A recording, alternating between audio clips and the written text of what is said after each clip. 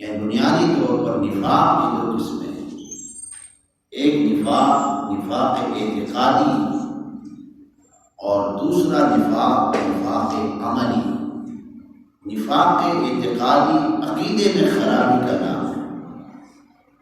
اگر اس میں خرابی آ جائے، نفاق اعتقادی پایا جائے، بندہ کافر ہو جاتا ہے. اور نفاق عملی سے بندہ کافر تو نہیں ہوتا، لیکن اس کی حدیث میں اسلام میں مذمت کی گئی. منافق اعتقادی کون ہوتا ہے؟ نفاق اعتقادی کیا ہوتا ہے؟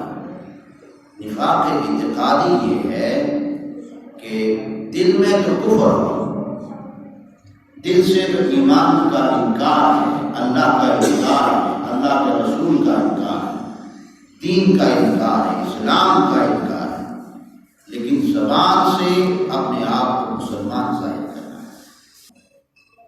اور منافق اعتقادی وہ شخص ہے جس کا کوئی عمل اللہ کی بارگاہ میں قبول نہیں ہوتا. یہ بات یاد ہے.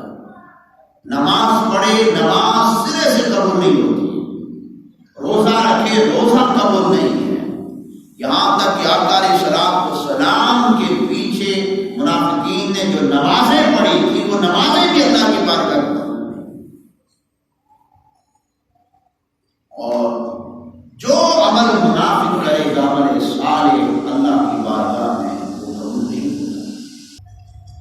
اور آگے محترم، اللہ رب العزت نے قرآن مجید میں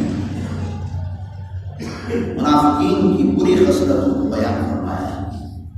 ان کی ایک خصلت یہ ہے کہ خادعون اللہ والذین آمنوا وما یخدعون الا انفسهم وما یشعرون. فرمایا کہ یہ فریب دینا چاہتے ہیں اللہ اور اہل ایمان کو. اور آگے اللہ نے فرمایا حقیقت میں وہ فریب نہیں دیتے مگر اپنی جانوں کو، اور اس کا انہیں شعور نہیں ہے. یعنی منافقین کی ایک صفت، ان کی پوری ایک خصلت اللہ نے یہ بیان فرمائی، وہ مسلمانوں کو دھوکہ دینا چاہتے ہیں، مسلمانوں کا نقصان کرنا چاہتے ہیں. اور ان کی خواہش یہ ہوتی ہے کہ کسی طرح مسلمانوں کو تنزلی اور تباہی اور بربادی کی طرف دھکیلا جائے، دھوکہ دینا چاہتے ہیں. اب یہاں ایک لطیف سوال ہے اور اس کا جواب ہے. قرآن میں اللہ نے فرمایا کہ مسلمانوں کو، اہل ایمان کو اور اللہ کو دھوکہ دینا چاہتے ہیں. اب سوال یہ پیدا ہوتا ہے، مسلمانوں کو دھوکہ دینے کی کوشش کرتے ہیں، فریب دینے کی کوشش کرتے ہیں، سمجھ میں آتی ہے مسلمانوں کو دھوکہ دے رہے تھے، لیکن یہ نہیں سمجھ میں آتی کہ وہ اللہ کو کیسے دھوکہ دے رہے تھے، وہ اللہ کو کیسے فریب دے رہے تھے. اس لیے کہ فریب تو اسے دیا جاتا ہے، دھوکہ تو اسے دیا جاتا ہے کہ جس کے سامنے ظاہر اور باطن ایک نہ ہو. اب میرے سامنے کوئی میرے متعلق کوئی غلط بات نہیں کہہ سکتا، اس لیے وہ میرے سامنے میرے خلاف سازش نہیں کر سکتا، مجھے فریب نہیں دے سکتا ہے، وہ میرے سامنے موجود ہے. لیکن وہ میرے پیٹھ پیچھے میری خیر موجودگی میں وہ میرے خلاف سازش کر سکتا، دھوکہ دے سکتا، فریب دے سکتا. تو اللہ کو وہ کیسے فریب دے رہے ہیں؟ حالانکہ اللہ تعالیٰ ظاہر کو بھی جانتا ہے اور باطن کو بھی جانتا ہے. تو حاضر محترم، اس کا جواب یہ ہے کہ اللہ رب العزت نے آقا علیہ الصلوۃ والسلام کو یہ شان عطا کر دی ہے. اللہ نے یہ شان مصطفیٰ کو عطا فرما دی ہے کہ قرآن مجید میں اللہ رب العزت نے آقا علیہ الصلوۃ والسلام کے فعل کو اپنا فعل قرار دیا ہے. جب آقا علیہ الصلوۃ والسلام نے کفار پر کنکریاں پھینکی، کنکریاں تو آقا نے پھینکی تھی، لیکن قرآن کہتا ہے وما رمیت اذ رمیت ولکن اللہ رمی. میرے مصطفیٰ، یہ جو کنکریاں آپ نے پھینکی ہیں حقیقتاً آپ نے نہیں پھینکی، یہ تو اللہ نے پھینکی ہے. اور قرآن مجید میں اللہ نے فرمایا من یطع الرسول فقد اطاع اللہ، جس نے میرے مصطفیٰ کی اطاعت کی اس نے میری اطاعت کی. تو اللہ نے یہ شان عطا کر دی ہے کہ آقا کے فعل کو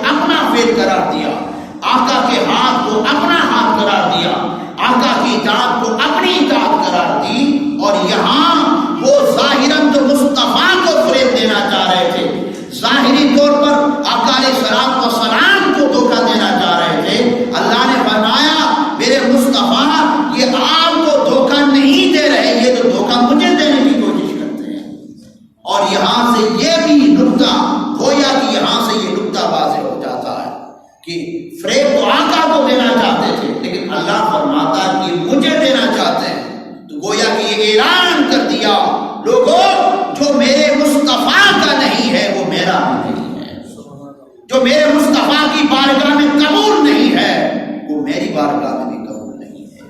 بخدا خدا کا یہی ہے کر، نہیں اور کوئی مفر مکر، جو وہاں سے ہو یہی آ کے ہو، جو یہاں نہیں وہ وہاں نہیں۔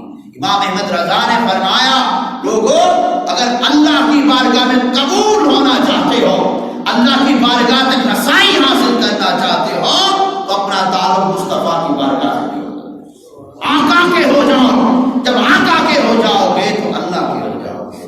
تو حاضر محترم، منافقین کی ایک خصلت، بری خصلت یہ تھی کہ وہ آقا علیہ السلام کو اور اہل ایمان کو دھوکہ دینے کی کوشش کرتے تھے۔ اور یہاں سے یہ بھی بات واضح ہوتی ہے، یہ بات یاد رہے کہ نفاق کیا ہے۔ قرآن کا یہ مطالعہ کرتے ہیں تو ہم پر یہ بات واضح ہو جاتی ہے کہ بغض رسول وہ شے ہے، آقا کی دشمنی وہ شے ہے، آقا علیہ السلام کی عظمت میں کمی کرنا یہ وہ تصور ہے جو انسان کو منافق بنا دیتا ہے۔ منافقین اس لیے تھے کہ ان کے قلب و باطن میں آقا علیہ السلام کا بغض تھا، بغض رسول انہیں نفاق تک لے گیا۔ پھر غور صرف منافقین کی بیان کی، وَإِذَا قِيلَ لَهُمْ لَا تُفْسِدُوا فِي الْأَرْضِ قَالُوا إِنَّمَا نَحْنُ مُصْلِحُونَ، جب ان سے کہا جاتا کہ زمین میں فساد نہ پھیلاؤ، وہ فطرہ فساد کے پیچھے چل پڑے تھے منافقین۔ اس طرح میں نے بتایا کہ مسلمانوں کے خلاف، اسلام کے خلاف وہ صبح و شام سازشیں کرتے رہتے تھے۔ اسی طرح اسلام کا یہ چراغ جو جل رہا ہے یہ چراغ بجھ جائے، مسلمانوں کی تعداد میں، ان کی عزت میں، ان کی ترقی میں جو اضافہ ہوتا چلا جا رہا ہے یہ ختم ہو جائے۔ وہ یوں سازشیں کرتے رہتے، فریب اور دھوکہ دہی میں آگے بڑھتے جاتے، اور اگر انہیں کوئی کہتا کہ بھائی ایسا نہ کرو، کیوں یوں کرتے ہو، وہ آگے سے ہی جواب دیتے کہ ہم تو اصلاح کی بات کرتے ہیں، ہم تو اصلاح چاہتے ہیں، ہمارا کام یہ ہے کہ معاشرے میں سکون آ جائے، معاشرے کے اندر امن آ جائے۔ تو اللہ نے فرمایا کہ نہیں، الا انہم المفسدون، یہ جو اپنے آپ کو امن کا داعی سمجھتے ہیں، فرمائے میرے مصطفیٰ اعلان کرو یہ امن کے داعی نہیں ہے بلکہ امن کے دشمن ہیں۔ یہ امن کی آڑ میں دشمنی پھیلانا چاہتے ہیں، امن کی آڑ میں فساد پھیلانا چاہتے ہیں۔ اور حاضر محترم، یہ شروع سے چلا آ رہا، یہ بات یاد رہے، آخری بات یہ رہا، یہ شروع سے چلا آ رہا کہ بہت سارے لوگ ایسے ہیں جنہوں نے تنظیمیں بنائی، تحریکیں بنائی، انجمنیں بنائی، مسالک بنائے، مذاہب بنائے، اور ان مسالک کو، ان تنظیموں کو، ان انجمنوں کو اور ان تحریکوں کو خوشنما نام دے دیے، ٹائٹل بنا اچھا رکھا۔ اس ٹائٹل کے پیچھے ایک بھیانک کھیل تھا، اور لوگوں کو وہ ٹائٹل دکھا کر اپنی طرف مائل کرنے لگے۔ لوگ ہماری طرف آؤ، ہم حق پر ہیں، ہم سچے ہیں، اگر نجات چاہتے ہو تو ہمارا دامن تھامو، نجات چاہتے ہو تو ہمارے نقش قدم پر چلو۔ لیکن حقیقت یہ تھی کہ ٹائٹل تو بہت خوبصورت تھا، جس طرح منافقین کہتے تھے کہ ہم امن کی بات کرتے ہیں، یہ جو بات ہے یہ تو بڑی خوبصورت ہے، لیکن اس بات کے پیچھے جو بھیانک سازش تھی وہ ناقابل قبول تھی۔ اسی طرح لوگ ٹائٹل تو بہت اعلیٰ دیتے ہیں، لیکن اس ٹائٹل کے پیچھے ایک بھیانک کھیل ہوتا ہے۔ مثال کے طور پر کتنے ہی لوگ ایسے ہیں جو اہل بیت کی عظمت کی بات کرتے ہیں، اہل بیت کی محبت کی بات کرتے ہیں، لیکن اس نعرے کے پیچھے، اس ٹائٹل کے پیچھے بہت سارے لوگ ایسے ہیں جو بغض صحابہ کو فروغ دے رہے ہوتے ہیں۔ نعرہ تو اہل بیت کی محبت کا ہوتا ہے، لیکن اس کی آڑ میں بغض صحابہ کو پھیلا رہے ہوتے ہیں۔ اور اسی طرح کتنے ہی لوگ ایسے ہوں گے جو توحید کی بات کرتے ہیں، اللہ کی عظمت کی بات کرتے ہیں، اور یہ نعرہ بڑا خوشنما ہے کہ اللہ کی بات کی، اللہ کی عظمت کی بات کی، اللہ کی توحید کی بات کرتے ہیں، اللہ کی عظمت، اللہ کی شان کی بات کرتے ہیں۔ ظاہری الفاظ تو بڑے خوشنما ہیں، لیکن حقیقت کیا ہے؟ ان الفاظوں کے پیچھے اللہ کے رسول اور اللہ کے اولیاء کی دشمنی مضمر ہے۔ وہ توحید کے علم کے پیچھے اللہ کے ولیوں کی دشمنی کو فروغ دے رہے ہوتے ہیں۔ اور اسی طرح میں بتانا یہ چاہ رہا ہوں کہ ہمیں ان خوشنما نعروں کی طرف نہیں جانا چاہیے، بلکہ جو حقیقت ہے اس سے تھامنا چاہیے۔ اسی طرح کتنے لوگ ایسے ہیں جو محبت رسول کی بات کرتے ہیں، عظمت رسول کی بات کرتے ہیں، اور یہ نعرہ بھی بڑا خوشنما نعرہ ہے۔ ظاہر بات ہے محبت رسول ہی تو دین کا نچوڑ ہے، محبت رسول ہی تو دین کی اصل ہے، محبت رسول ہی تو دین کا معیار ہے، محبت رسول ہی تو مسلمان کی پہچان ہے۔ ظاہری نعرہ تو بڑا اعلیٰ ہے، لیکن کتنے بدبخت ایسے ہیں جو اس نعرے کے پیچھے بدعملی کو فروغ دے رہے ہوتے ہیں۔ آپ نے سنا ہوگا بڑے خطیبوں کو، نعتخوانوں کو، نقیبوں کو محبت رسول کا نعرہ بلند کر کے اس کی آڑ میں لوگوں کو بدعمل بنا رہے ہوتے ہیں۔ ایسا ہے کہ نہیں؟ یہی وجہ ہے محفل ہوتی ہے، ساری رات محفل ہوتی ہے، لیکن صبح جب نماز فجر کا وقت ہوتا ہے پکے نمازی بھی شاٹ ہو جاتا ہے،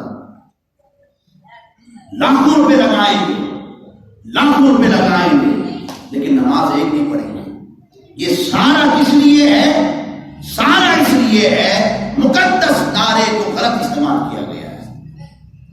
نعرے محبت رسول، عظمت رسول حقیقت میں بہت اعلیٰ ہے، لیکن بہت سارے لوگ اس نعرے کی آڑ میں اپنی خواہشات کی